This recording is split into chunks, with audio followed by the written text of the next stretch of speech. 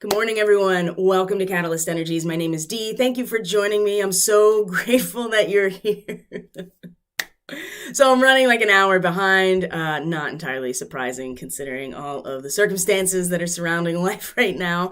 And also, too, I haven't been able to transmit via video platform for the last 2 days because there's been very loud work happening in the basement of my house. And wow, what an amazing symbolic representation of what is happening way underneath the surface right now as we are embarking on eclipse season. Here it is. We have our full moon lunar eclipse. I actually pulled the cards at the actual moment of the eclipse, 7:15 this morning. So if you were able to, if you're on the West Coast, for instance, you might have been able to catch it at 4:15 this morning or the lead up of this blood moon. And I'm assuming it's a blood moon because the shadow that the Earth casts on the moon is creates this red tint to the eclipsed moon. So thank you for joining me. It's great to be back, actually. It's so much,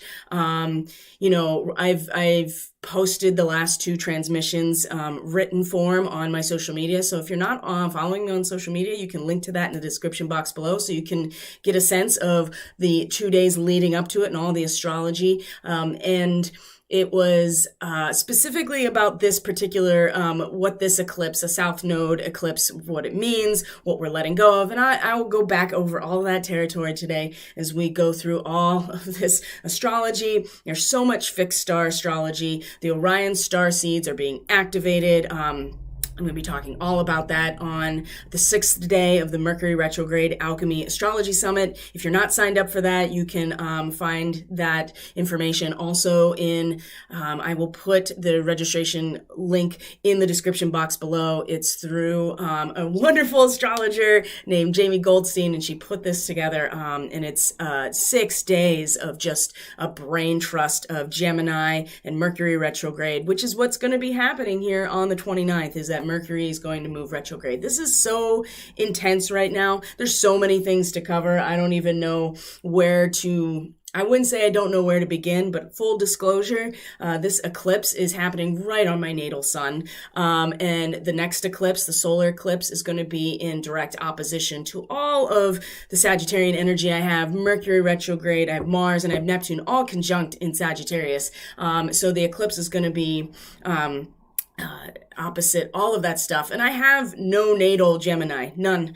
No 5th house energy, which is where my Gemini is, none, right? And so this is, there's a lot of my own resonance that's going to come through here because this eclipse is really, activating me so directly. I also have my progressed moon is actually in conjunction with this eclipse, is moved into Gemini actually. So I have some support here now on an intuitive level to really interact with this eclipse, but I will be very real and transparent that I'm having a really hard time grounding this energy, and I feel great. And we're gonna go into some of the things that have been happening here on the material world stage that will give a sense of where we are sitting energetically and how the planet is responding. And some of these things are not new to eclipse season or eclipse cycles. So that's something to keep in mind as well. But we are starting a new cycle. Okay, so where can we start today? I think that we can start with some very basic information that has transpired. And as we talk about it, we'll go layer by layer and then eventually get to the intuitive reading, which is going to be probably the deeper of the layers that we're going to talk about with this eclipse and what it means. So South Node eclipse, that's where the moon is in Sagittarius in conjunction with the South Node. This is why there's an eclipse, because the sun and the moon have now, reached their aspect with each other, either in opposition or in a conjunction, which is a solar eclipse, along the nodal axis or the ecliptic of the Earth's, the ecliptical plane, the Earth's orbit around the sun. So this is why we have an eclipse. So obviously every time there is a full moon, it's a culmination, and then we are releasing what is not, really serving us on our journey anymore, especially in that particular cycle, that lunar cycle that we all go through every month. But so with an eclipse, the moon is passing through the shadow of our own planet. And so we don't get to see a full illumination of what is normally embedded more into the shadow and the void within us, right? The darkness and our feeling landscape that is more situated in our body and our subconscious. So with the eclipse, with a lunar eclipse, always that aspect is shadowed by our own material reality, our own experience of living on Earth in this moment. And so this can provide a lot of different distortions. And that's really what the eclipse represents, is a distortion of the lunar energy, which, as I said, it has to do with our personalized experience, our feelings, our emotions, the emotional landscape that we operate within, and certainly in the lower levels of consciousness, our subconscious, the areas that come out in our dreams, right? That we don't often consciously interact with, but there is distortion. And this is why eclipses have always been considered, in some ways, omens, difficult and challenging situations, and why the energy that normally would be culminating and released in fullness at any full moon is something that really spreads itself out over the next 6 months as we, go through 2 eclipse cycles every single year.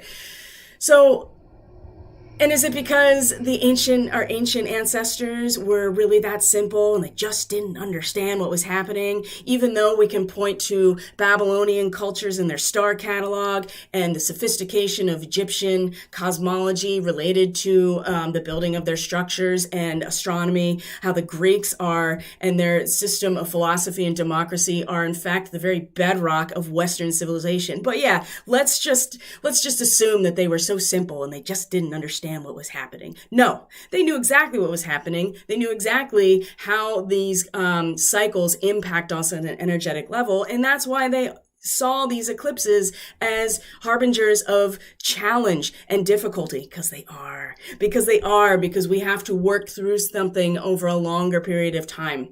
So, and there's distortion. There's distortion. And with Jupiter in Pisces now, with Neptune in Pisces still, with Venus going to square Neptune in Pisces tomorrow, Pallas Athena, the goddess of wisdom and strategy, the asteroid, is also in a conjunction now with Neptune. So there's so much potential distortion within the collective unconscious right now, which in Gemini, we're so much trying to interact with, but from a mental and cerebral level. And we're going to see how much we had to keep those channels clear. So let me talk about what happened at my house, because it just frames so much of what I think is really happening under the surface, and a way to wrap your mind around this emotional landscape, the eclipsed moon and what it represents within us, the flow of our feelings within us and the experience of it, because it's important. And everything, there's no coincidences, and certainly everything is here to help us grow. And even these situations that seem like, oh, there's just work being done on the house. No, there is work being done on the basement in terms of the way water flows. So in my basement, in my house, it's a 120-year-old house. So the foundation is 120 years old. I also live at the bottom of a hill next to a stream. And so basically I have a very saturated water table under my house. And over the last 100 years, the foundation has crumbled away because concrete is like a big sponge, and water continues to come up. And when it rains, when it possibly floods around here, which it can, and during the snow melt, the basement would flood. There would be standing water all over the floor of the basement. And so what the work we had done was that this company came in and basically waterproofed the basement. So they dug a trench into the foundation, a wide trench into the foundation, filled it with a type of corrugated pipe, and covered it with gravel. Sometimes they encase it in cement, so it's completely closed in. But because there is no way to ever not have water flowing under my house based on the location, and thankfully a very healthy water table, we left it open with the gravel, right? And so water can come in through the walls if it seeps in, and also as it comes up, it can also go right into the pipe, and then there's a pump, right, that goes right out. And they already dug.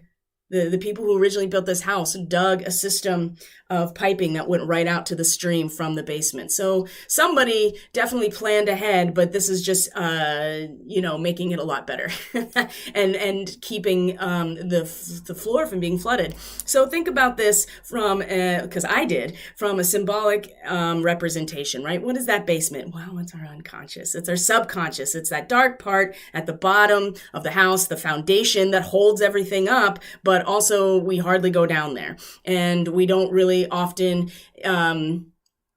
go down into the basement. We don't often, we store things down there, but we don't really interact with things that much. It's kind of a place where we go stuff things. So think about the basement in that way of our subconscious. Well, now there is work being done to allow the flow of water, which is inevitable, to go to the right place, to not flood and cause damage, or be in a place that is potentially could cause damage to things like our furnace and things like our water heater, right? It was intentionally building a system that allows the water to flow underneath and go where it needs to go without causing more damage, rot, mold, and other things that could destroy the integrity of the basement. Now, think about this. Think about this in terms of the distortion of the moon. If we have not built that channel, okay, if we've not built that channel, whatever it is, right? Whatever means we have to allow our emotional state, our feelings to flow appropriately and freely to where it needs to go without coming up, seeping in, destroying things, we're going to have a flood, right? And this is what the next 6 months is really going to, point. It might not happen right now, but over time, especially when, I don't know, maybe the rain season comes later in the year, perhaps when there is snow melt before, what if there's a big snow before the next eclipse cycle, which is November and December? This is all going to play itself out. And so it's important that we, what is it that allowed for the ability to even create this system? Well, it was the Gemini energy, right? Technical skill, knowledge base, all of having the capacity to even go down into the basement and think about, oh, this is what needs to happen, and put it into place. Engaging with your immediate environment. That is a very third house and Gemini type of energy from the realm of the mind, from empiricism, knowledge, information, and applying that eventually to this process. That's a very Virgo thing, right? Actually applying it, going down into the basement and doing the work and putting things where they need to be. What's in Virgo right now is Vesta. Okay, the moon in Sagittarius is going to square Vesta today. Okay, and this Sagittarian moon is really going. I really don't know what to say. It's just not. Oh boy, I can feel this. This is a little astrology lesson here, how you can use your own chart, right? Because I can feel, on the one hand, all of the wanting to be in that Sagittarian 11th house, in the collective, big picture, being optimistic, right? Look at what we can do. Look what we can accomplish when we cooperate, group solidarity, where my sun is. But honestly, pulling myself back into the 4th and 5th house, where I just want to tell you what it is. I just want to tell you what it is, because it's part of where I draw my power from just being honest, and which is very Sagittarian, but speaking it, right? Not worrying about where it's, how it's going to impact people and how it's going to influence this alchemy of relationships. I just need to say, right? Which is, again, a very Mercurial and Gemini thing. And I didn't know how this transmission was really going to go. I can point all these things out, but if we have not created that channel or that system, right? If we have not utilized, we still have our ability to do that. And this is where the sun really comes into effect, that we can have the ambition and ability to start drilling down into actually what is under the surface. That is, when we know that there is a means to do this, then we can do it. It's just that, and we had to drill down, right? We had to literally go into the basement. We had to, jackhammer the concrete. We had to dig down. We had to dig a hole for the pump. All of these things is about really getting into under the surface of not only our own subconscious, but the collective unconscious as well, because that's where the water is under. So we have what we can be supported by is all the Gemini energy, Mercury and Gemini. And I'm going to show you all the fixed star energy and the Orion starseed nature and how important it is right now. Because the thing that is important to realize about mutable air and Gemini is that there's the emotional body is weak there. You really need to step out of how you feel about one side or the other or anything that you're doing in order to engage with the full spectrum of possibility, which is where Gemini and Mercury really shine, is in possibility. It's endless what we can envision and imagine and conceptualize about our reality. It's endless. So if we want to be able to really see things for what they are and be truly empirical with Mercury and Venus in Gemini, the North Node in Gemini, and the Sun in Gemini, if we really want to be able to exercise these qualities at our fullest potential, number one, you want to know where it is in your chart and understand your progressions. But number two, if we have to take our emotions not out of it, but make sure there's a proper channel for them, right? It's going to flow no matter what. And with the moon moving through Sagittarius after the eclipse, everything coming after it is going to seem a lot more optimistic than I think it really deserves. And that's just my personal opinion. So something that I want to bring up first, okay, so now we're going to get into some more current events. It's not even current. It's not down into the esoteric quite yet. We haven't gotten there. And this is going to be a long transmission, so I'm just warning you now. That's something you might have to come back to or listen to on multiple occasions, because there's just a lot here to cover. And I know I need to be talking about it. So if you're familiar with Harvey Milk was our country's first openly gay politician. He was elected as a city commissioner, I believe, board of supervisors, perhaps, in San Francisco. Harvey Milk, after this happened, was assassinated along with the mayor, Moscone. Yeah, I think Moscone. They were both assassinated on November 27th, 1978, just minutes before I was born. So, of course, this has never been lost on me once I discovered it. But so that would mean that the moon right now at the eclipse is in conjunction with the sun at the time that Harvey Milk was murdered, when he was assassinated. Who was he assassinated by? Well, he was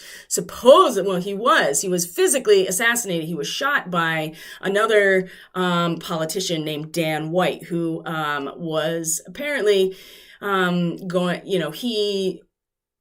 Harvey Milk won the election against him, and he was like, your standard all-American white straight male, Christian values, all of, family values, all this stuff. And Harvey Milk in San Francisco, beat him in the election.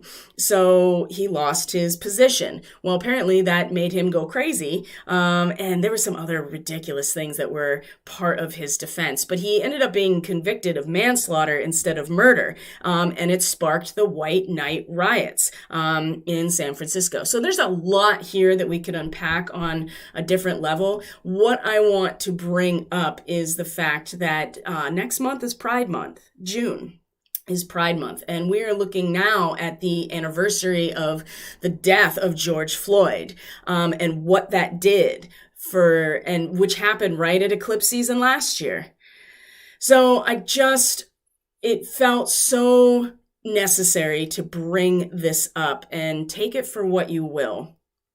And that's all I'm going to say about that. But it's exactly the exact same sun position that the moon is at the moment of the eclipse, which was, like I said, just minutes. His assassination was minutes before I was born. So,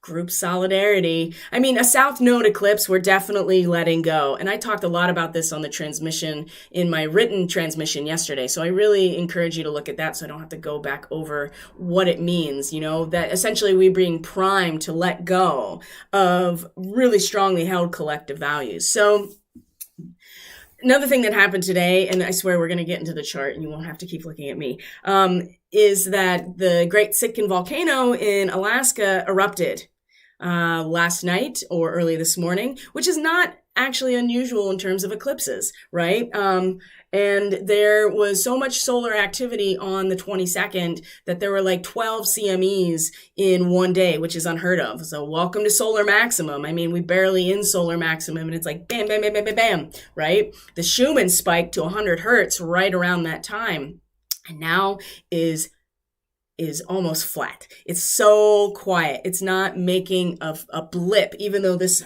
volcano erupted, right? So there was a release of energy and a big purge that came through. And I would not be surprised if we're going to see more of the same, especially because the Schumann is completely silent, right? It's back to its normal resting heart rate. So whatever is happening has already been released by the planet and is coming through in things like, earthquakes and volcanoes. It's going to manifest for us as it normally does. And I can't help but think that the Schumann being so absolutely calm it means something right this moment, when usually when there are earthquakes and volcanoes and we're supposed to get hit with all of that solar wind today, not a blip right now. So are we going to get hit with a ton of solar energy? Is the Earth going to mitigate this through an increased frequency of the electromagnetic field? Are we just going to, is she already releasing it through all of these Earth events? Who knows? But these are things that I've been drawn to point out today with this lunar eclipse. So now, finally, let's look at the astrology. Okay, guys. I really appreciate all of you. I'm going to check in with the stream really quick. Okay. So I'm going to do this. All right. And bring up the chart for today. And, I'm going to, as always, I'm going to link to the astrology report that has this eclipse as part of it, not to mention, the other things, the rest of this lunar month leading up to the solar eclipse, which is on the 10th, which is also the same day that Mercury is Cazimi, the sun, right? A conjunction with the sun, the retrograde Mercury. Oh, my Lord. Okay. It's just really important that we really embrace what Mercury represents, the Gemini archetype and the Orion starseed nature, to be able to really hold our own center and find some measure of anchor for how's mutable air. I don't even know how that's possible. But we can find a way in order to move through this really big purge in collective belief systems. I mean, that's really a big part of the South Node energy when it comes to eclipses. We're just letting go of where we've been to the point where it's like a big cutoff, but it's going to, come about over the next couple of months, as all eclipses do. So here is our chart for today. I'm going to show the current transits. Okay, so our moon now is at 7 degrees Sagittarius. What is that? Where do we find ourselves with that right now? And I'm gonna talk about the transits of today, and then I'm gonna get into the fixed star energy, because it is really important to understand these archetypes as well, and how they fit into the larger system. And also these fixed stars correspond to certain points in the body. And as we're going to see, a lot of the Gemini fixed stars focus in on this thoracic torso area where our diaphragm is, where our solar plexus energy is. And if you are Orion starseed and you've had a reading from me, you know that I've talked about this, that the solar plexus chakra, the yellow, is the resonance of the Orion starseed nature, that self-control and willpower. And the diaphragm, this is where the breath comes from. And in a lot of traditions, the prana and the breath is related to the spirit, right? And that's what Mercury, as the shepherd of Anu, right? The messenger of the gods, it represents this communication of light, of insight and ideas. And so this often moves with the breath as well. So, all right, let's talk about the astrology. So we already talked about the eclipse endlessly, and there's so much information that you could probably find. And that's, you take what works and you get rid of the rest, and then you come into your own understanding, which is a very Sagittarius thing, which is apparently what we're letting go of. So it's more about collecting the information. So we are looking at, before this happened, the moon was in a square to Jupiter, now in Pisces. So even as we are now coming into the Sagittarian energy that ultimately is going to be eclipsed by our own planet, there is a sense here that we are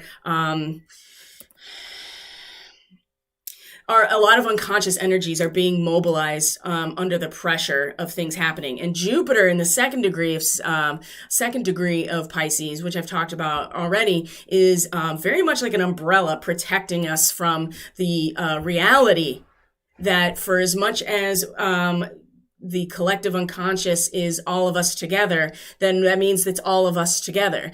It literally is that you can't get away from the effects of reality that are created by other people's experiences. Like, we're all connected literally and emotionally. And so Jupiter, as much as it is at home in Pisces, expanding endlessly on this ocean of consciousness, the way that it works in opposition to all that connection, which is being cautious and protecting yourself and having boundaries from those who would want to, exploit that. I mean, this is like, what the empaths need to do, right? In a certain ways, have boundaries.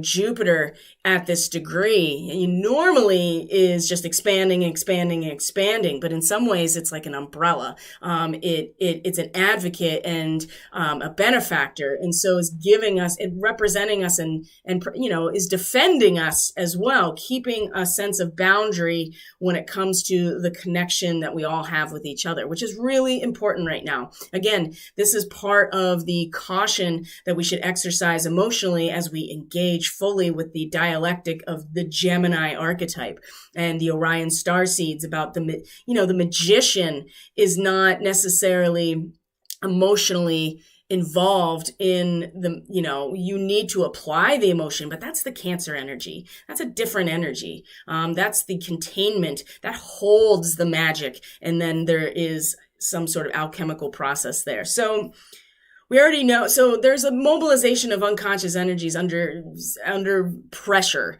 right? Which is in a square to Jupiter. That's just like, I'm trying, there's a bubble in some ways between us, there's a boundary between us and everything else. And this is only going to last as long as Jupiter's in this degree. Once it moves on, then it's a different energy entirely. So this is happening before we had our eclipse, and then we had the eclipse, and then we find that the moon is going to be in a conjunction with the south node. And this is going to seem rather counterintuitive, because it is, because this degree of the South Node, 1044, and here we go with the moon right there. This is about returning to the wisdom of the body, which is going to, it's like we're going to have this moment here where we utilize the South Node as the momentum moving forward towards our evolution, right? The North Node of the moon. So the moon crossing her own South Node in this moment will be an opportunity for each of us to return to the wisdom of our own body, knowing what it feels like in your body when truth is presented to you, when something so strong as a collective belief system resonates with you. It's going to be a transitory moment, but it's going to be really important, because we are letting go of all of these collective belief systems that we had been, we have mastered in the past as part of our alchemical process. But this is not the direction we're heading. This is why this is so difficult, because we want to kind of fall back on this. And so this moment with the moon is going to be a reminder that we've already been here and we've mastered this energy. We don't have to necessarily move towards it or cultivate it. And the moon is going to allow us to have a very deep intuitive sense of what truth feels like in our body in some way, right? Depending on where in your chart and where in your life this is having the most impact. So as it moves on, it's going to square every degree. It's going to square something or have an aspect of something. So here it's going to square Vesta in Virgo, our only Virgo energy right now, which is also ruled by Mercury. And she is the patron goddess of the Vestal Virgins. So she has been training us. She has been providing the actual fire in our soul for transformation, to do the work on ourselves, to be of service. To be truly of service, not of service in a way that feeds our personal ego, but actually of service.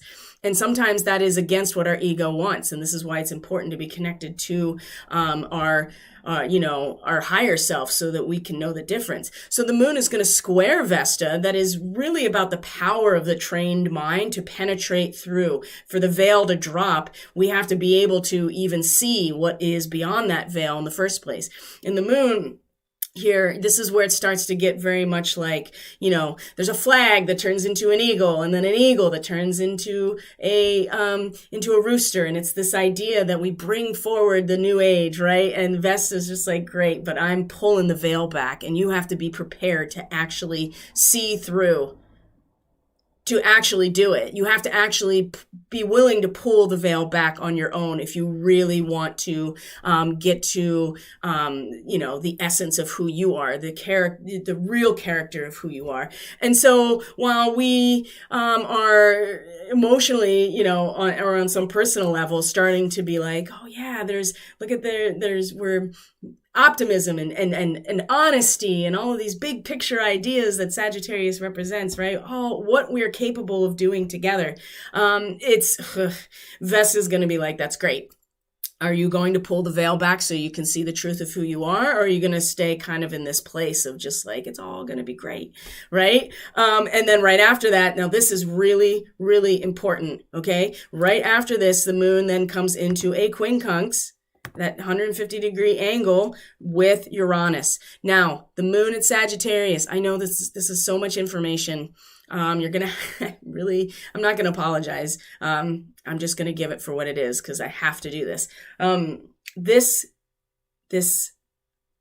particular degree of the moon in this quincunx to Uranus is the degree the next solar eclipse. right? In December, the next eclipse cycle. This is a preview. This is a wormhole, especially with Uranus involved, even though it's a quincunx.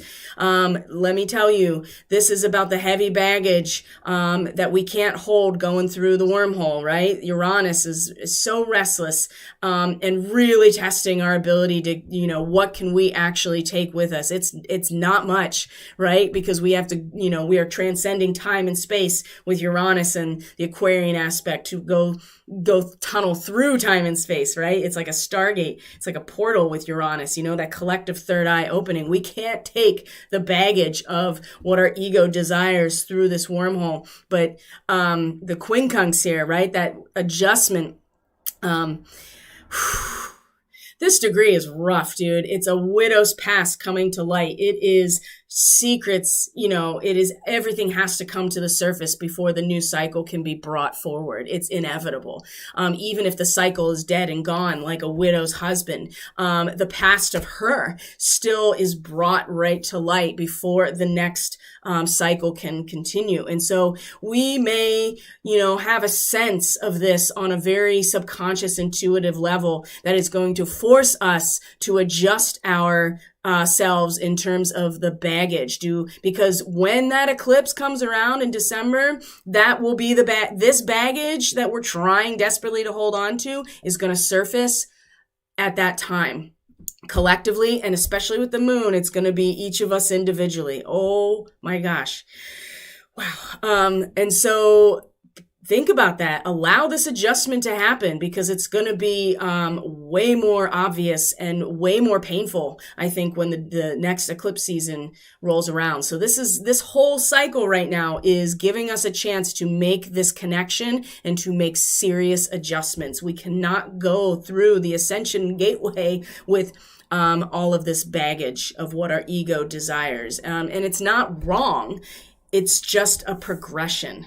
Okay. And if you are on, and we're all making the progression together, it just depends on how you want to experience it is where you can make some adjustments. Okay. So beyond that, and then the last real aspect today is that, the moon is going to sextile a retrograde Saturn, right? This is where we can really, if we are willing to go very deeply into our spiritual ancestry, whatever resonates for us, whatever that means for us, and being able to dig deeply, right? Dig under the pyramids, dig under the Sphinx where the Akashic records are. Have the ability and the courage and the tenacity to move that stuff out of the way. That was part of yesterday's transmission, is the clearing of the obstacles, getting down into the power of our spiritual ancestry. If we're able to individually make that journey, or at least be willing to feel into that, we can invest that so much into what is a constricting and narrowing tunnel of our own evolution right now, where Saturn is retrograde in Aquarius. Okay. So it's an incredible day in terms, obviously, there is a lot of challenge ahead and there is some serious adjustment we have to make, but there are aspects that we can utilize in the chart to assist us in this process. Now, let's talk about the fixed star energy, because this is just as impactful, and it's another layer, right? We're looking at tropical astrology when we look at this chart, Western astrology, where each zodiac sign is proportioned in 30-degree segments all around the zodiac, whereas the fixed star astrology is based on the positions of the constellations in regard to our position on Earth. And they still have a lot there, and there's a lot of Orion starseed stuff. Plus the eclipse, let's start there. The eclipse is in conjunction with the Hyades star cluster, which is another starseed location. Let's start there. So fixed star Hyades, right? This is where the sun is at the time of the eclipse. All right. there is an emotional reaction here to the attainment of new forms of knowledge. This is about drilling down and attempting to penetrate. This is where the sun is, attempting to penetrate deeper layers of the collective unconscious and to reawaken the powers of the psyche, right? Sounds again like, and a readiness to accept the risk of failing, right? But we go for it, right? And this is where the sun is right now. And normally would illuminate the moon, showing us how this is, applied to the higher mind and a group solidarity. This is where the distortion is really going to come into effect. Now, the Hyades, let's talk about this. The Hyades are on the face of Taurus, the bull. They are in the Western astrology between 5 and 9 degrees of Gemini. So let's talk about the Hyades as a mythological construct first. So you can see him right here. There's Aldebaran right on the eye, but we're basically looking right in this area of the Hyades, right on the bull. So the Hyades, first of all, the half sisters of the Pleiades. There are the Pleiades over here on the shoulder of the bull, and then the face of the bull are the Hyades. So they both have fathers, these groups of sisters, they both have fathers in Atlas. And part of the sorrow nature of it, in terms of ancient astrology, in terms of the Pleiades and the Hyades, is that they were watching in vain as their father Atlas was trying to hold up the world. And so there's a lot of emotion, and there's a movement, especially with the Hyades, of emotion. And it's always associated with rain. This star cluster is always associated with rain and sorrow and the overwhelming aspect of emotion. And in early Gemini, we are in exploration mode. We are in discovery mode. We are searching and looking and conceptualizing with our immediate environment. But as we consistently have to deal with the back and forth and the up and down and finding a homeostasis and balance, that tends to erupt in some sort of expression, right? And this is what the Hyades represent in ancient astrology. And so having these fixed stars in your natal chart, for instance, would be, certainly, or in a horary chart, like what to expect with a particular event. If these were aspected in a strong way, then you could expect there was going to be storms, there was going to be rain, there was going to be floods. Okay, so didn't we just talk about having the means to allow the water to move through your basement or your subconscious in a way that's not going to destroy things? Well, I think that this becomes even more important now when we look at where the sun is situated. And the Hyades starseeds, they're very sensitive, beautiful souls, right? And tend to, there's not a lot that comes through. And a lot of it is because my sun is in opposition to the Hyades. So whenever I express this part of myself, it really triggers like my natal sun. So I have a hard time connecting to this part of myself. But what I do know is that they seem to be much more necessary now more than ever. So we do know now that we have the sun at this eclipse in conjunction with the Hyades, these two particular stars, Prima Hyades, like Hyades 1 and Hyades 2, right? These two stars. So bringing the rain, right? Bringing the rain, bringing the flood of emotions, bringing this, it could be sorrow up to the surface. And we're really expressing ourselves through this. And there is an ambition here. And there is an emotional reaction to the attainment of new forms of knowledge. And why were the Hyades weeping? Not only because of their father, but their brother was killed too. So they were taking in new forms of information and responding to it in an emotional way, okay, based on our attempts to penetrate deep layers of the collective unconscious, right? So right here, we're going to see that there's likely going to be this, this expression here through the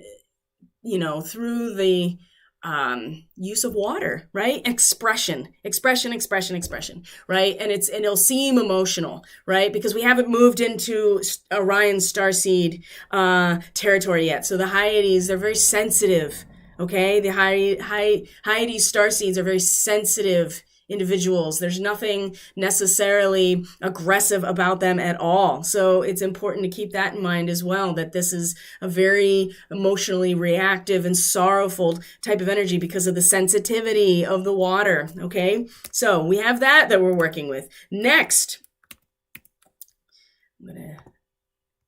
now we're going to look at Orion's belt because Mercury and Venus are all over this, all right? And Mercury at this moment is at the degree, it's stationing now. It's slowing down. It's at the degree that is going to retrograde at on the 29th. And what is that in Gemini?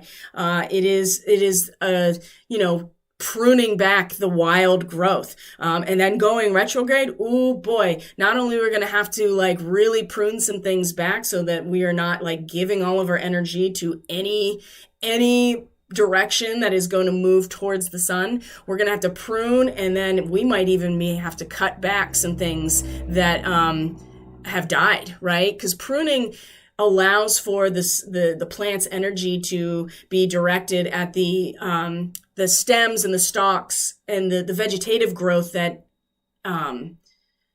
is going to get the biggest. You want to put your energy towards what's going to be successful. If you let it all over the place, right, then you are minimizing the impact and the energy used for growth. And so this is why you prune, especially because the more strong those stems and stalks become, they're able to hold the fruit that bears the seed of the next cycle. And so this is why we prune. Otherwise, it just, kind of like, spreading the energy of the plant all over the place and not really focused on growing, which is the seed, right? And so we're really going to start cutting back big time on our wild ideas and really going back within and being invited to look at what it is that we are expressing, what it is that we are engaging with in terms of our thought processes, the information or communication. Like, it's going to be really turned inwards. And again, we may not like what we're going to have to cut off. Maybe we don't want to. Maybe we want it to grow wild. Or maybe what I do feel though is that we're going to have to reassess a lot of information in this territory. And the thing about the belt of Orion, thankfully, is that it provides protection for the hunter. And so if you haven't signed up for the Astrology Summit yet, I really recommend it. Like I said, it's a brain trust, number one, of all of this Gemini energy, which we really need to understand right now. But also, too, my talk about Orion starseeds and the nature of Orion in so many ancient cultures is very much... in Orion starseeds, there's something there to be held, right? We understand it. So let's see here. Mercury is in conjunction with Al-Nalam, right here in the middle of the belt, and also Al-Heka, which is right here on the, as you can see right here that they're basically the same longitude. And this is the tip of the horn of the bull. So there is so much significance here. So let's talk about it. Number one, the Al-Nalam is the center. It rules the diaphragm, right? The muscle in our body that allows our lungs to fill with air, right? This is how we breathe, is the diaphragm. This is also where the solar plexus is. So, we can do really great things, or it can reflect the use of bravado without any substance whatsoever. So it really, the more that we engage our diaphragm and take these full deep breaths, like bring in the prana, the more we're going to be able to direct that into something magical and creative from the center. And there's some protection here as well. Now, keep in mind, this is, again, where it's going to go retrograde. So consider all of these things as I talk about it, that we're going to go back away from this and then come back to it before Mercury exits its shadow period, which is going to probably be more like, later in June, because it's going to go direct right around the solstice. And so coming out of the shadow period is going to be a little later. So that's Al-Nalam. And then we see that it's also in conjunction with Al-Heka, which is the tip of the bullhorn, or the driver, right? This can be very combative nature. Just think about it. The bullhorn. I mean, you're using it as a weapon, or as a means to protect yourself. And I will show here, I want to show this too, that it rules the sixth. Look at we're looking here at this. Oops, let me move this here. There we go. This GIF here, I want you to see it. That this is the sixth thoracic vertebrae. This is what this fixed star rules in the body, is this vertebrae right here, which if you look at it from the front, look at that. It's right behind the diaphragm, isn't it? So we see here that Mercury in Gemini is at these positions that deal with willpower, with the solar plexus, with the diaphragm, which is the muscle that is solely responsible for our breathing. I mean, you can get into the intercostals that'll open your lungs too, but if you really want to get full air, the diaphragm is what does that. It also moves your lymph fluid around as well. When you take deep diaphragmatic breaths, the muscle contraction also pumps the lymph through your lymph nodes in that area. So we see here that Mercury is actually in a position where we have the willpower and we have the discipline, and we can engage our solar plexus chakra and our Orion starseed nature to do the thing that we probably don't want to actually do, which is to cut back what is unnecessary in terms of our communication, our mental perspective, cut it back, and also be willing to go into that retrograde space and really review. And we're going to need this willpower and this self-discipline that the solar plex and the courage of this as well is really aspected right now. So that's something that I wanted to point out. Now, Venus also in Gemini, also in Orion starseed territory. So we're going to do this. We just looked at Al-Heka. So keep in mind that it's really easy to direct this out and pierce through, right? Because the bullhorn is the tip of it, the driver. This can be very combative, and people can abuse that solar plexus area in a way that is combative. But it's often because we want to protect ourselves, right? The belly and the solar plexus is a very sensitive area. We want to protect it. And so that's the other way that this could go about. And so it's good to keep this in mind as we are addressing all of these things. So we see that. And now, Venus is in conjunction with Mintaka. Oh, there are a lot of Mintakan starseeds here. You know why? Because the planet that's in the Mintakan star system is no longer there. There's no more home, right? And so Mintakan starseeds are really invested in being here because their planet is no longer in existence. And so I think that there is a strong connection to here, not only because of the whole Orion nature and all of the star systems in the Orion constellation and how they're absolutely embedded in humanity on Earth, but I think part of it too is the connection directly to losing the planet and the fact that we could in some ways lose our connection to the planet. The planet's not going anywhere necessarily, but our connection to it could absolutely go somewhere if we do not, really act on an organic timeline and just allow ourselves into that transhumanist timeline. So Mintaka is where Venus is. This is so lovely because the waters of the planet around Mintaka are beautiful, healing crystal energy. There's something to be said here about being able to organically and wholesomely engage the duality that Gemini represents. It's like a dance. And so the Mintakan starseeds are going to really feel this in their material reality, I think, in that which they value, valuing the healing waters, the healing potential of the water. It's like going into a mineral hot spring, or going into the Roman baths. I mean, they did that for healing purposes.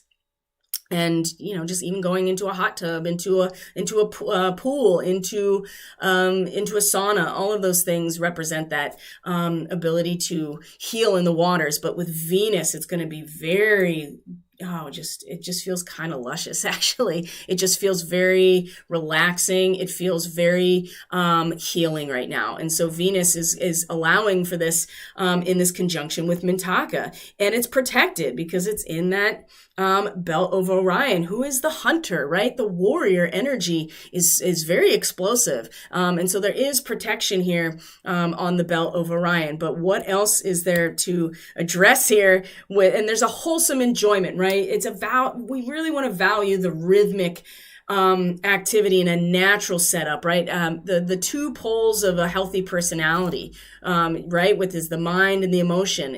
They can interact. You don't want one or the other taking over. And this is going to really bring this into our physical material reality, into our relationships, what we value, our projects, all of the Venus stuff that's very much about our sensitivity to what's going on in the world around us.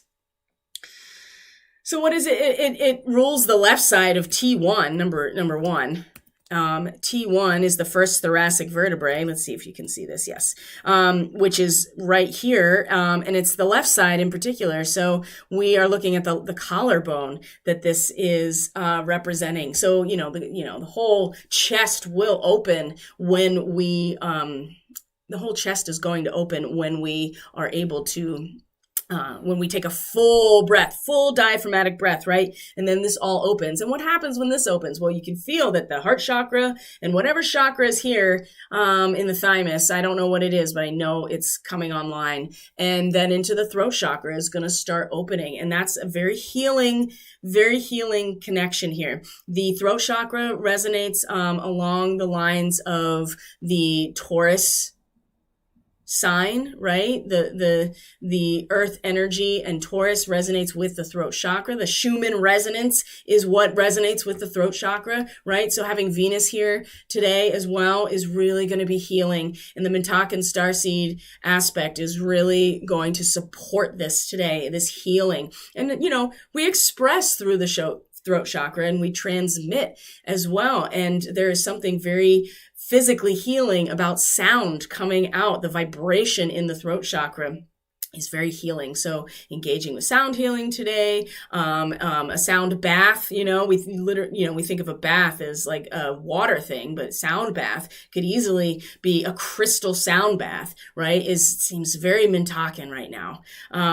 So that's something to consider as well. And just allowing this space in here to be very natural and very organically intertwined. And it'll be something that maybe our relationships, right? Or something in our material world will really allow this to express itself. This is quite beautiful to be happening today as well. Still Orion starseed nature, but this is about enjoying that space. Finding where we enjoy that space. Now, the final piece of this fixed star journey here is where Mars is right now. Mars is in fixed star Castor, which is the head of Castor, of the Gemini twins. Pollux is on the south and Castor is in the north, right? These two are twins. Castor was the mortal and Pollux was the immortal.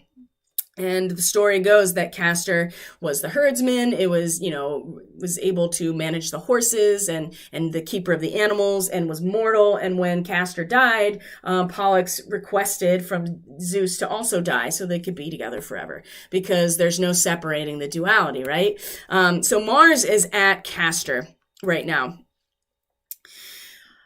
And Mars is not, like I said, is not, in its power It's in a fall position in Cancer. So Mars is really been acting on the familial bonds, really putting his energy towards that, and the cardinal energy of emotional bonds and love, and where we feel safe and secure within our own personhood and personality, right? This is where we, find a home and family, and the land that we live on, our tribal or regional identity, our nation, patriotism, all of these things fall under the Cancer archetype. Of course, Sirius is, in conjunction with 14 degrees Cancer in Western astrology. So we are, on one hand, looking at Mars in Western astrology in Cancer, which is really focusing here on this, the home and family, right? Where we feel safe, where we feel secure, and securing it. If we've been using this appropriately,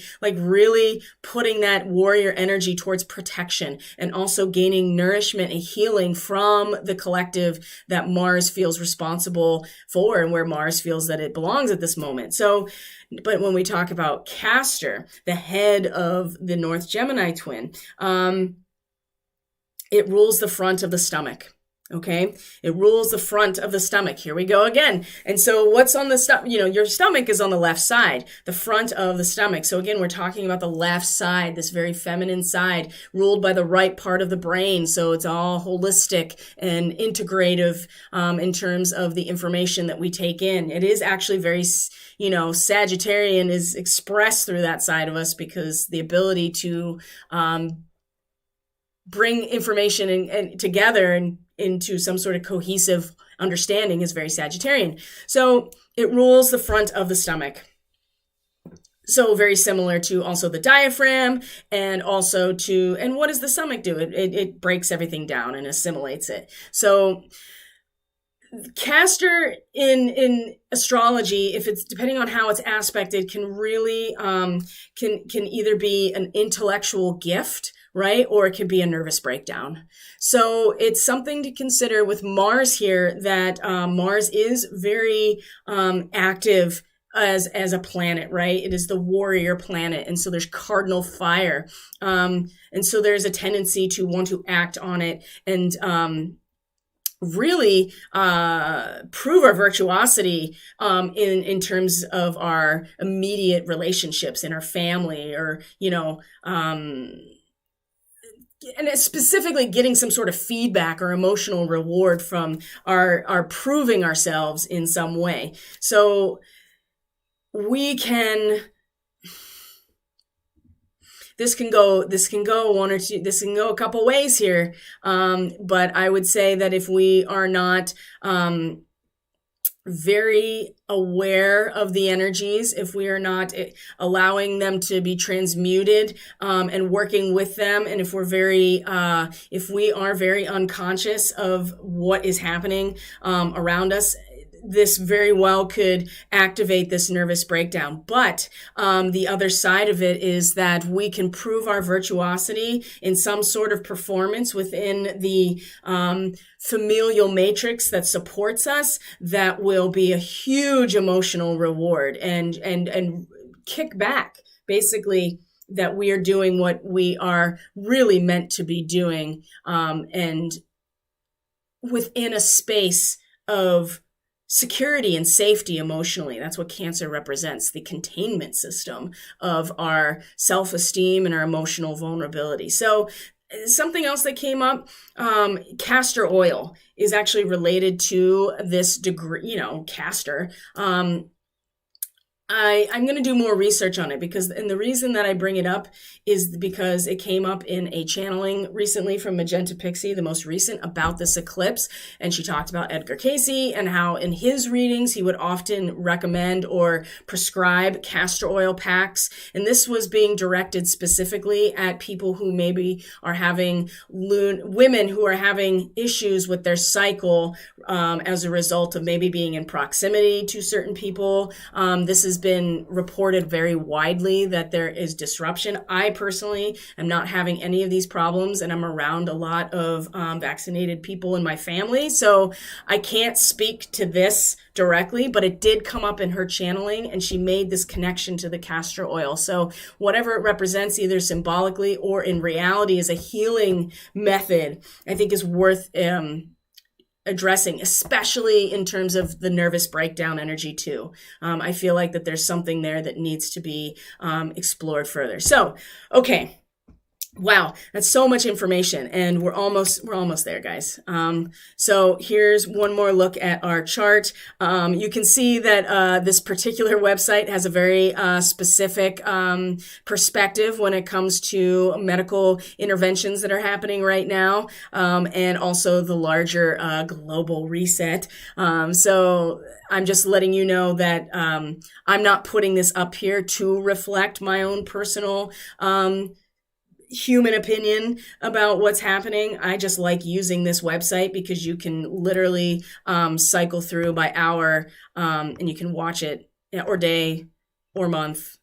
You know what I mean? Watch it. Just it's just easier for me right this moment. Anyway, so now we're going to go into the reading, and man, this is how I know that this whole process is really going to be difficult for a lot of us, including me. Like I said, this is aspecting me so directly and in areas of my chart that I have absolutely no support, but I also don't have any influence at all. And so I kind of get to just like make it up as I go along. Whereas everything is in Sagittarius in my chart. And so I'm always drawn back to the collective big picture and, the teamwork aspect, especially in the 11th house. And so this is a whole new realm for me that absolutely needs to be addressed. So let's look at the reading here. Okay, guys. So like I said, I pulled this at the actual eclipse moment. I was in my meditation. I actually slept in, so it was naturally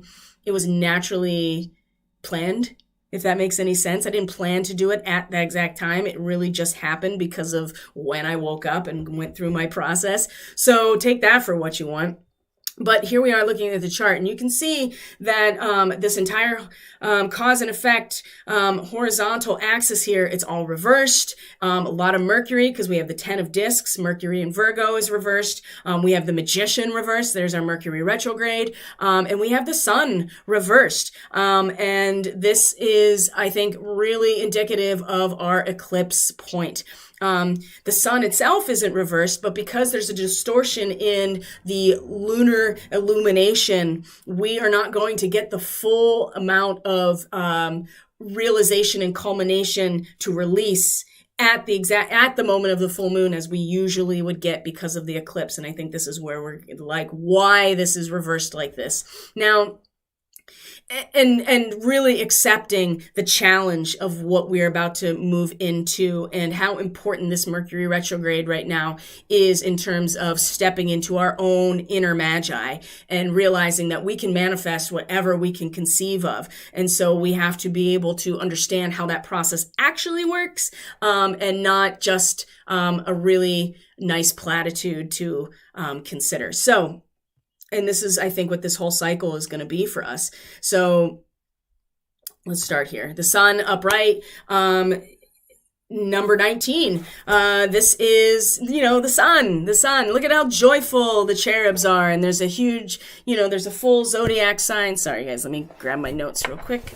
There's a full zodiac surrounding it, of course. There is, the rays coming off the sun. It's in the center of this whole process. The joy of life, right? The joy of life. Every single zodiac sign is represented because the sun is the center of our solar system. It is, in fact, the reason that there is life on this planet. Just like every star is the life giver of any other planet that is in a habitable zone orbiting it, right? Potentially. It's because there is light and there is heat that interacts with the planet that has water and an atmosphere.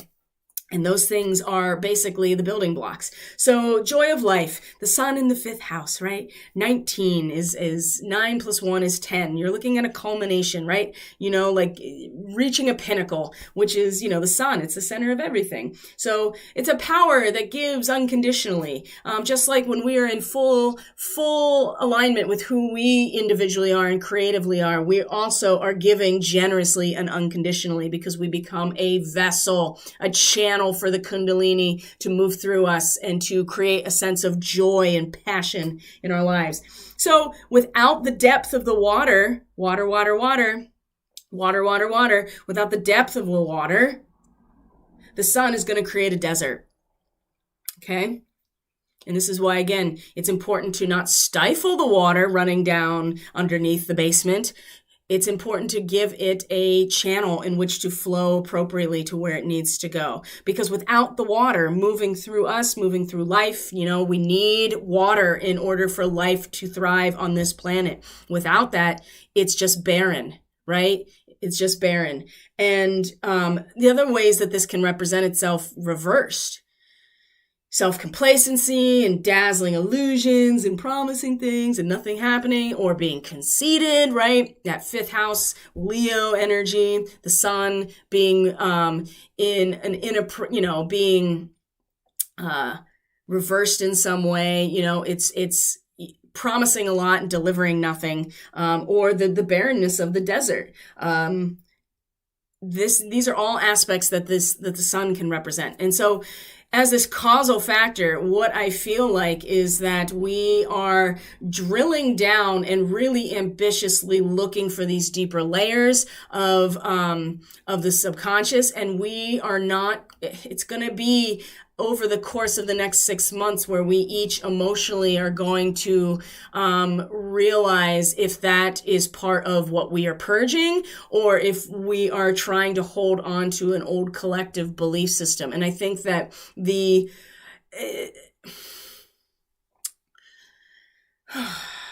without the depth of the water, like the Hyades, right? The Hyades is the water. Without it, it's going to be a desert. So we have to accept that no matter what, there will be an emotional response to the attainment of new knowledge. And this may feel like without this emotional response, this is going to be a barren desert. So I feel like too that even though it's not, even reversed, it's not that bad of a card.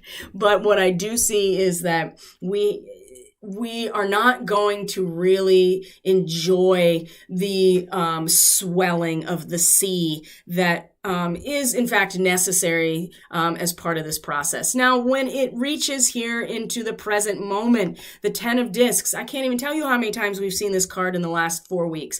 And almost in some cases, it's been every day. It's been upright. It's been reversed. It's been upright. It's been reversed. So what is it? Mercury and Virgo. This is the wealth. It's the end of a material cycle. It is a culmination point that then turns back into the beginning, right? The beginning and the end simultaneously because everything happens in a cycle. This is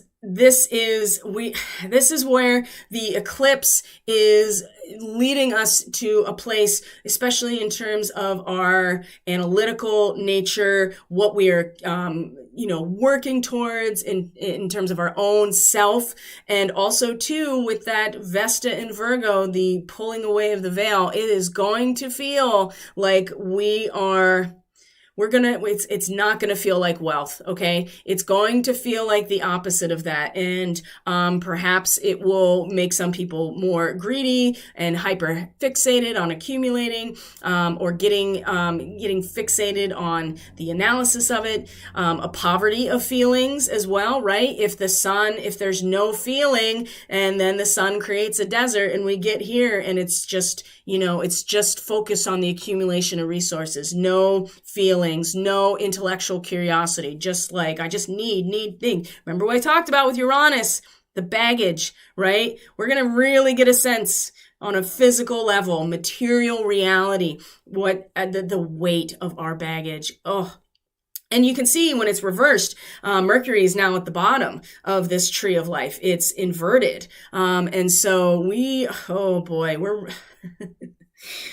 Oh my, this is really intense. Very, very intense. This is going to be, this summer is going to be hot, and we're really going to have to, and with Saturn and Pluto retrograde until October, we are really going over some old territory here that needs to be, we need to go into review, and we're not going to like it.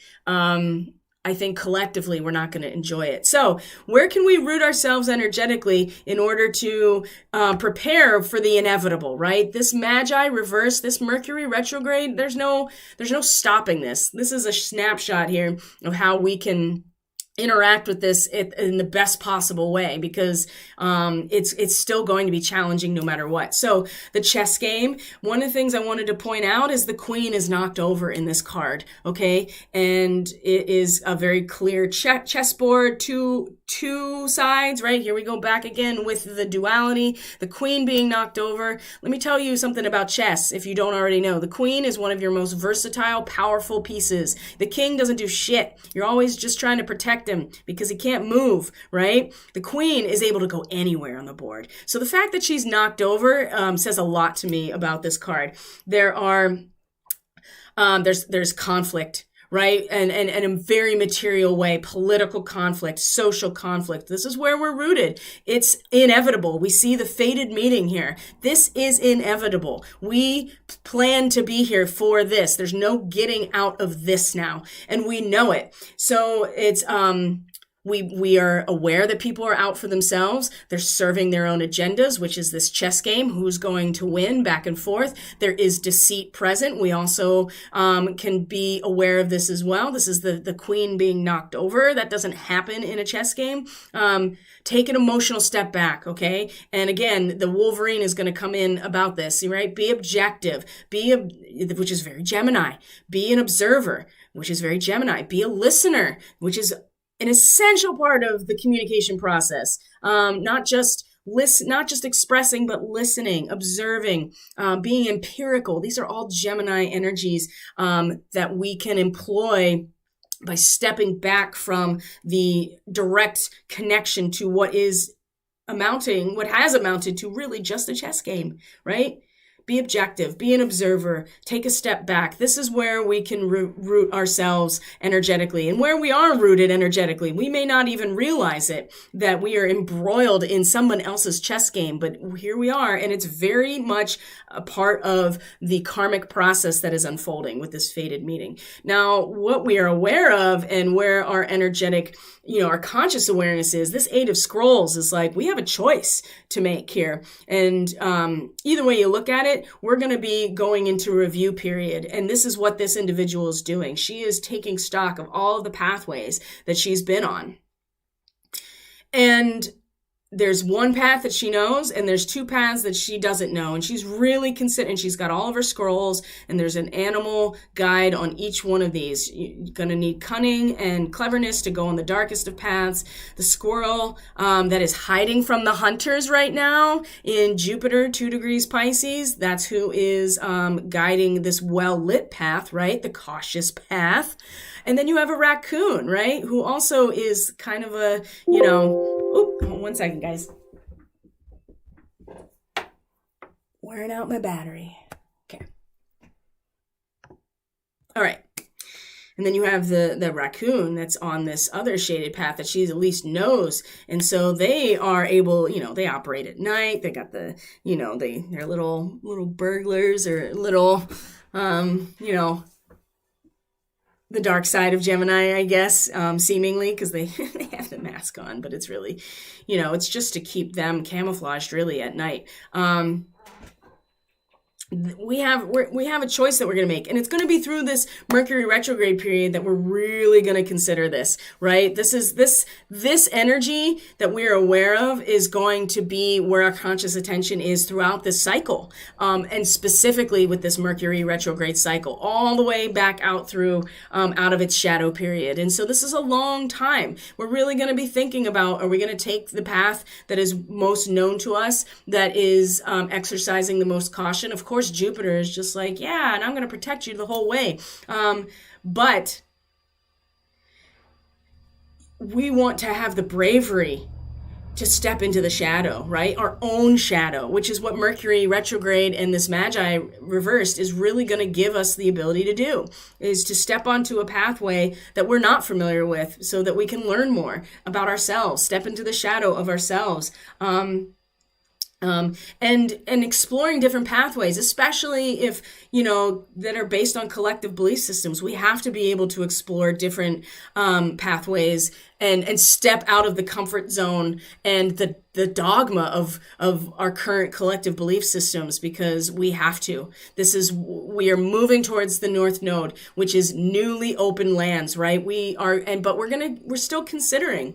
We're still looking at the paths unknown and considering which one we're going to take, okay? And so, like I said, we're going to lead up to this Magician reverse, the Magi reverse, the first card in the major arcana. This is our Mercury retrograde. We're really going to be doing the magic within ourselves, right? We're going to be addressing and reviewing all of these aspects of our creative potential of Mercury, our ability to manifest, the power within. If we're not, this is how we do it without the energy being blocked. This is how we do it without being fearful and restless. This is how we do it without abusing energy, which is absolutely happening. When I go back to that topic about Harvey Milk, and the degree of the moon at this eclipse is the degree of the sun on the day of his assassination, what it sparked in terms of the White Night riots, what it meant for the country, what we were told happened, what maybe actually happened that we don't know about. It's pretty clear that those who want to enact power and have control are using this eclipse energy too. And I am also going to leave it at that, right? About what maybe have been activated or attempted to activate through the power of this eclipse, okay? Very similar to what happened last year at eclipse time, except for a different demographic of people. But I would not be surprised. And either way you look at it, we're going to have to do some review about our powers of manifestation and our own shadow and go within. So this is inevitable. What this energetic polarity here, the vertical axis, is providing for is our way of being grounded and our way of conceptualizing this as it goes forward. There's no really way around this process. These are fixed points in time represented by cycles that are outside of our ability to have an impact on. And our role is to resonate with the pathway that is in alignment with our highest self, so that we can experience every single event as a means to learn and grow on a soul level. Now, there is definitely some guidance here that I think is useful. Number one, with that chess game, the fated meaning, we know we're here because of this, and it's all part of it. So keep that in mind, that we made an agreement already to come into this time, into this chess game for a very specific reason. And so if we can keep that in mind, we will not be taken over by the political and social conflict that it represents. Number two, the Wolverine. You're a lot tougher than you think. Wolverines are ruthless little creatures.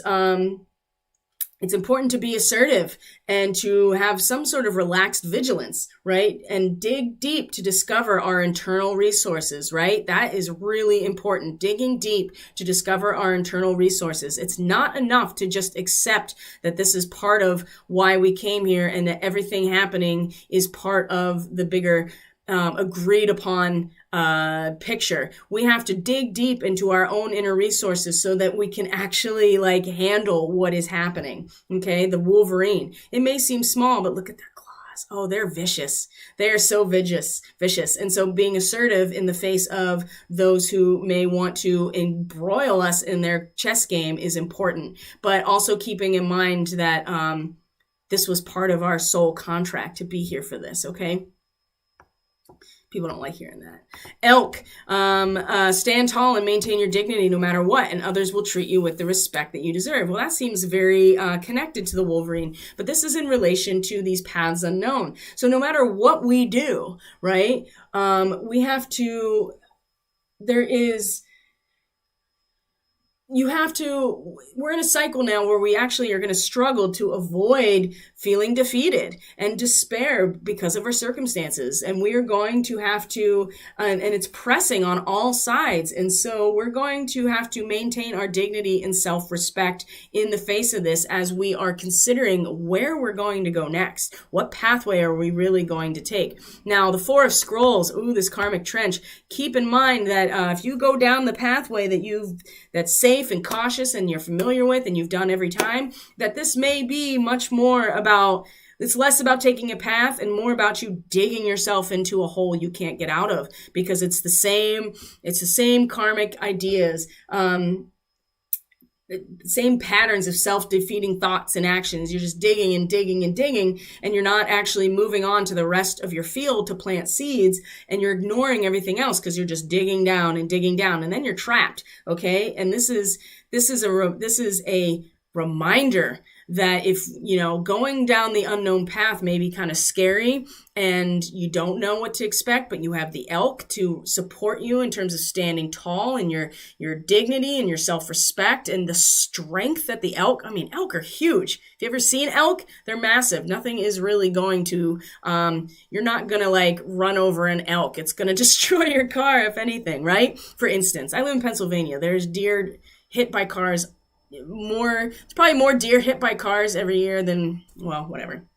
Anyway, the Four of Scrolls, which is a half of the 8, right? If we want to take an unknown path, it's going to be scary and we don't know, but damn if it's not better than just digging ourselves into this trench that's just going to keep us in the same position that we are already in. This is also part of the Mercury retrograde cycle. We are going to review so much, and we are going to have to really dig deep into our resources, because as I said, the center of this energy is something that we are not going to feel very well. It's not going to feel good on a collective level, I don't think. And we are going to be forced to go into review about what it means to be a creator, and to manifest, and what our inner magician really means to us. And this will take us down new pathways if we choose. Otherwise, we're just going to dig a hole and just get trapped in there. So, oh my gosh, I know that this was a really long transmission, and I so appreciate anybody who's still sticking around and also has managed to, get through this whole thing. I appreciate you all so very much. I'll see you tomorrow for the daily medicine. I promise it will not be anything like this. It's clear that when I am not able to transmit verbally, it really backs up. But there was a lot here that needed to be brought to the surface, at least in terms of my own guidance. And so that's why I just went for it. So guys, have a wonderful day. Get the most out of this eclipse as you can. And I'll be back tomorrow for Thursday's daily medicine transmission. Friday, we will do the weekly astrology, but in place of the intuitive transmission. And oh my gosh, it'll be the weekend already. Just remember that things are going to start speeding up because that tunnel is going to start constricting with Saturn retrograde. So I feel like now it's going to start moving a lot more since this eclipse. So I hope everyone's doing well. Take good care of yourself, and I'll see you tomorrow. Bye.